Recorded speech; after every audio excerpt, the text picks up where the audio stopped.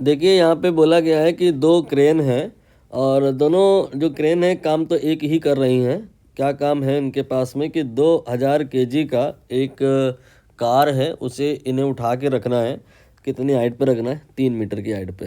तो ये मैंने एक लेवल बनाया, you can say ground level हो गया ये। और ये मैंने एक कार बनाई। इस कार को हम 2 बार बना लें। एक बार क्रेन पहली वाली जो है उससे उठवा लेंगे और एक बार दूसरी वाली से उठवा लेंगे। कितनी हाइट तक उठवाना है अकॉर्डिंग टू द क्वेश्चन? ये तो 3 मीटर की हाइट तक है। दोनों बार हाइट सेम है, दोनों बार एम भी सेम है, दोनों बार जी भी सेम है, दोनों बार एच भी सेम है। तो जो वर्क होगा या जो पोटेंशियल एनर्जी गेन होगा वो दोनों ही केस में सेम आएगा। And that will be W या U equal to M G H equal to, यहाँ पे कैलकुलेट कर लो।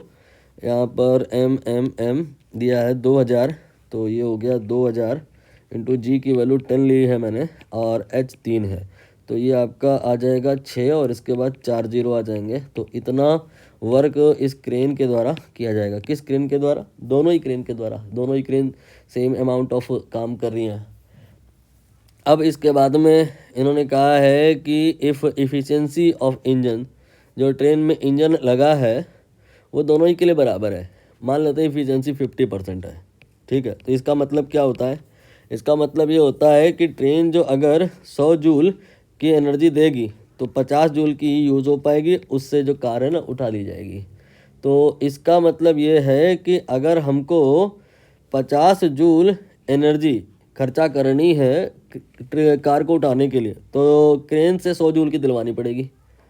हमें इतनी एनर्जी खर्चा करवानी है कार को उठाने के लिए, सो डबल ऑफ दैट क्रेन के द्वारा हमें सप्लाई करवानी होगी। तो क्रेन कितनी एनर्जी खर्चा करेगी? अगर इफ़िशेंसी हम दोनों ही क्रेन की इक्वल मान के चले 50-50, तो यहाँ पे दोनों ही जो क्रेन है वो same amount of energy will spend, that is 12 into 10⁴।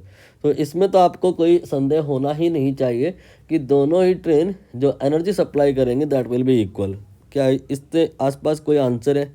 ये देखिए, both crane consume equal amount of fuel. Fuel consumption here means energy supply, जो दोनों का इक्वल होगा। तो यहाँ पे एनर्जी के पॉइंट से तो कोई अंतर नहीं आ रहा है, लेकिन पावर के पॉइंट से बहुत अंतर है। मैं मान रहा हूँ कि दोनों crane same amount of work, same amount of energy, सब कुछ सेम है दोनों ट्रेन में, लेकिन तब भी ज़मीन आसमान का अंतर हो सकता है इन केस ऑफ पावर। मान लो अगर ऐसा हो कि ये जो ट्रेन है ये इस कार को उठा दे मात्र 1 सेकंड में और ये इस कार को उठाए 1 साल में। अब क्या लगता है दोनों ट्रेन आइडेंटिकल है? दोनों क्रेन अभी आइडेंटिकल नहीं है। ये जो दूसरी वाली क्रेन है ये तो बेकार हो गई हमारे लिए, इसको उठाने में 1 साल लग रहा है, तब तक न जाने क्या हो जाएगा। तो ये जो टाइम वाला फैक्टर है इससे ना पावर इंटरप्ट होती है। एनर्जी दोनों केस में इक्वल है बट पावर अलग अलग आएगा। पावर जो होता है वो होता है एनर्जी अपॉन टाइम, ठीक। तो यहाँ पे टाइम अलग अलग है। जैसे यहाँ देखो टाइम बहुत ज़्यादा लग रहा है, ये फैक्टर ज़्यादा है तो ये कम हो जाएगा। ये जो दूसरी क्रेन है इसका पावर बहुत कम है, क्यों? क्योंकि ये उतनी काम को करने में बहुत समय ले रही है। अब जैसे मान लेते हैं 2 लोग चाय बना रहे हैं, एक आप बना रहे हो और एक आपकी मम्मा बना रही है। अब मम्मा ने 2 मिनट में बना दी और आपको बनाने में मान लेते हैं कि 2 महीने लग गए। दोबारा कोई आपसे बनवाएगा नहीं, क्यों? क्योंकि आपकी पावर बहुत कम है। आप उतनी एनर्जी दे तो रहे हो लेकिन आपको वो एनर्जी देने में लग रहे हैं 2 महीने। टाइम बहुत ज़्यादा है, पावर कम हो जाएगी।